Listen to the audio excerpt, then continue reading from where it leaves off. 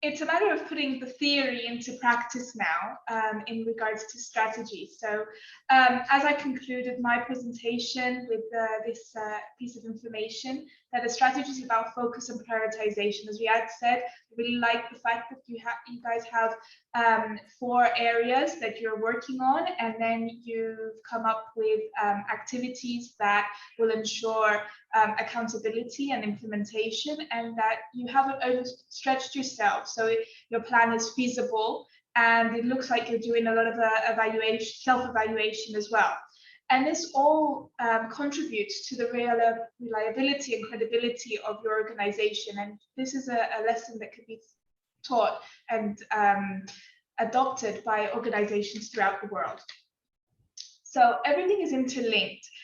Aligning a strategy with the vision, the mission, and the objectives of the NGO, having a determined lifespan, whether it's 1 year, 2 years, or 3 to 5 years, to foresee challenges and opportunities, but also to consider your resources and your core competencies. This is the unique contribution and value of the NGO.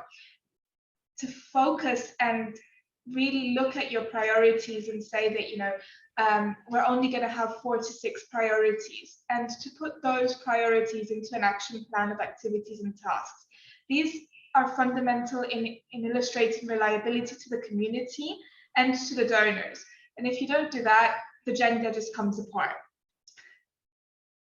I always like to always see the line, this line between the unmet needs, the priorities, the vision, the objectives, the mission, all the way to the strategy, to the action plan.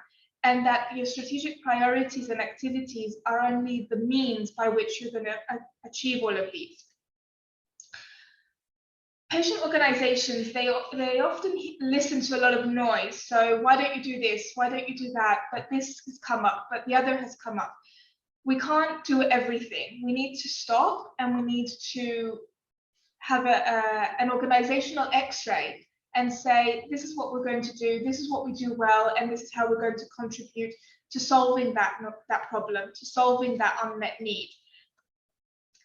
So how to create a strategy? Riyad has given us a really real-world example of how to go from thinking about what you want to do to actually creating a strategy. So this brainstorming meeting or the survey with board members, this ensures accountability and alignment. It's no good if we have a board of directors that nobody knows what the strategy is and everybody's pulling in different directions, because at the end of the day, people will talk to those 5 members of your board or 10 members of your board, and if they each get a different answer as to what the organization's strategy is, guess what? You're not a reliable organization. You need to have a common goal. You need to have an alignment between yourselves. The SWOT analysis, so what I'm going to call the organizational X-ray, is really, really important. It's really important to take a step back and look at your organization and your place within the world objectively, see what your core competencies are and work on those.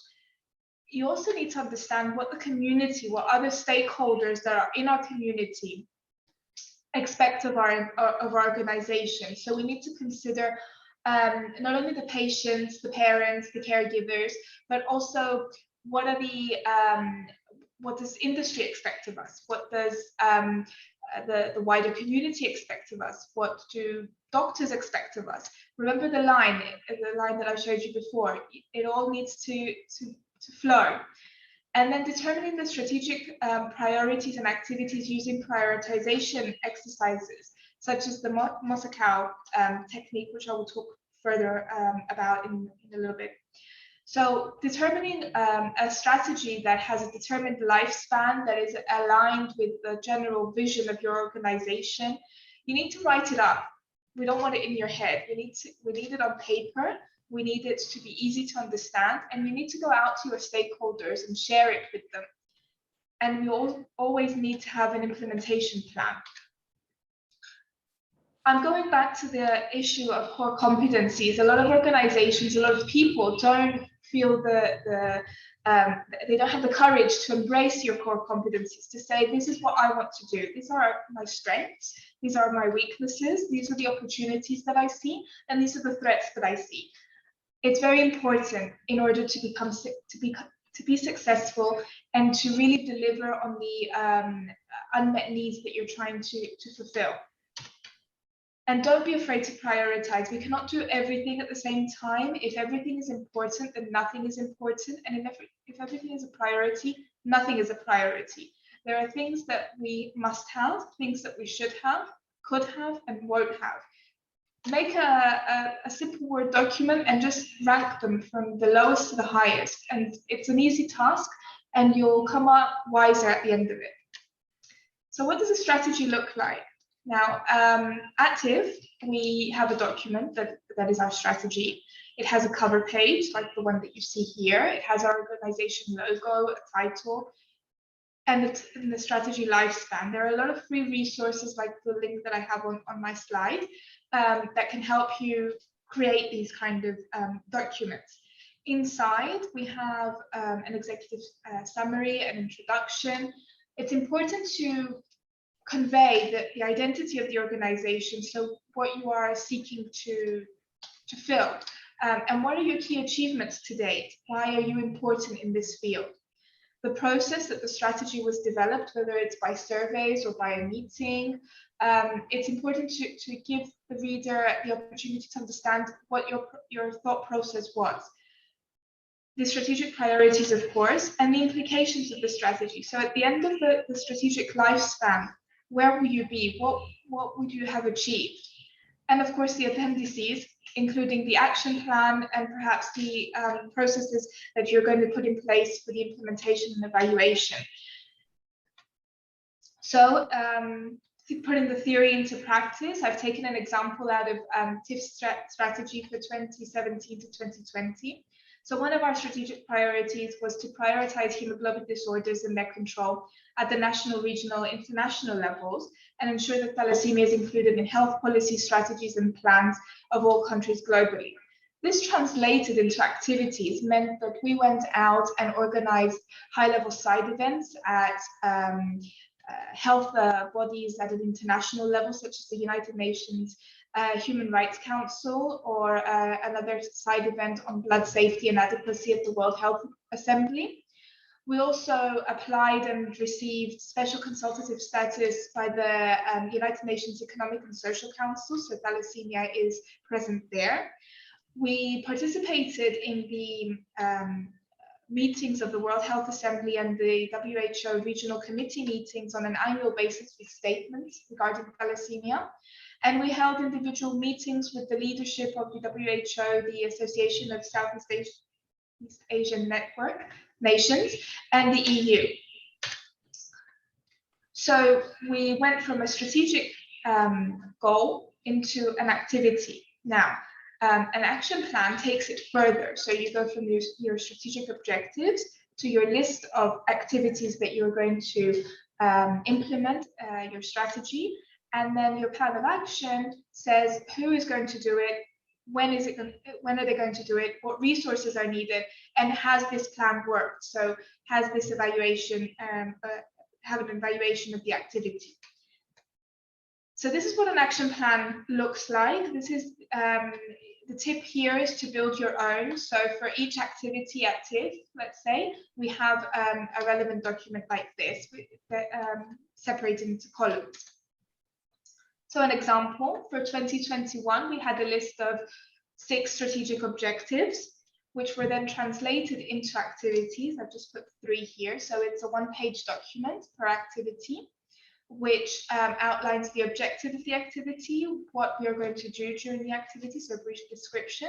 And at the end of it, we've put the deliverables. So, for example, for the hemoglobinopathy talk show that we have here, we had the deliverable that we were going to do a webinar with X amount of participants on these topics. And then each of these activities have their own action plan, which divides what needs to happen. Now, there are challenges into implementing any strategy and any action plan. Riyad alluded to quite a lot of them, and I'll be interested in his take on this fix-it box that I have here. I think the biggest challenge is to get members to do what they said they would do, especially when they're all volunteers. It's very easy to lose focus or lose interest. The inconsistent messages that board members or community members may be sending out there. And another big challenge is the overestimation of the feasibility of activities. So as human beings, we all overestimate our abilities and the time that we need to do things. So it's better to have less and more focus than more and get lost in the process. So in the fix it column, I've suggested some fix it ways of getting members to do what they would say they would do. So maybe a supportive phone call would work. To acknowledge their contributions. Sometimes volunteers don't feel that they're acknowledged enough or made to feel special enough. And set realistic timelines. When volunteers are involved, you need to take into account that they have other things in their life as well. This is not the only thing that they have going on. And it's important to acknowledge that fact. An important part of being successful in implementing your action plan is to cultivate a culture of accountability and responsibility. This will motivate members to continue to provide and to give. And at the end of the day, if nothing else works, I would suggest recruiting alternative members, or thinking at the beginning, if I can't do it, if Lily can't do it, who else can do it? The key to success of any action plan is it does not end with just having the action plan. It's important to evaluate your actions, your activities, to see have they met the purpose? Have they fulfilled an unmet need? Have they worked towards fulfilling that unmet need and that priority that we have as patient organizations? It's important to measure impact. So how many people have we reached out to with X activity? It's very, very important to stay visible. Communicating your achievements through social media, through your website, is important in order to show people that you are present in the community, that you're still active in the community. Don't be silent, whatever you do. And good resource management. This can be manpower, it could be funds. At the end of the day, all of these show your reliability, and it will attract your audience. It will attract donors, it will attract members, and it will help in achieving your advocacy goals, your communication goals. It's important here, I've put up our latest annual report. If you can put together an annual report at the end of your action plan, at the end of the year, it's important for your members to know that this is what we've achieved through the last year, and it will give them the motivation to continue to help, and also to have a plan for the next year. So there's more in the upcoming webinars to discuss how all of these are relevant, but it's all interlinked.